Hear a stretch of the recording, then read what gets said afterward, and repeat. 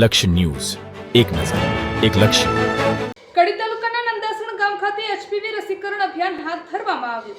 કડી તાલુકાના નંદાસણ ગામે આવેલા ઉમાનગર વિસ્તારમાં શ્રી નીલકંઠ મહાદેવના સાનિધ્યમાં એક મહત્વપૂર્ણ આરોગ્યલક્ષી પહેલ હાથ ધરવામાં આવી હતી. શ્રી કડવા પાટીદાર 42 સમાજ એકતા વિકાસ મંચ કલોલ દ્વારા આયોજિત સર્વાઇકલ કેન્સર નિવારણ માટેનું વેક્સિનેશન અભિયાન સફળતાપૂર્વક યોજાયું હતું. આ અભિયાન અંતર્ગત 9 થી 15 વર્ષની દીકરીઓને મફતમાં એચપીવી રસી આપવામાં આવી હતી. આરોગ્ય નિષ્ણાંતોના જણાવ્યા મુજબ ભારતમાં દર 8 મિનિટે એક મહિલાનું ગર્ભાશયના મુખના કેન્સરના કારણે મૃત્યુ થાય છે, જે ચિંતાજનક બાબત છે. જોકે સમયસર એચપીવી રસી લેવાથી આ કેન્સરનો જોખમ ખૂબ જ હદ સુધી ઘટાડવામાં આવી શકે છે.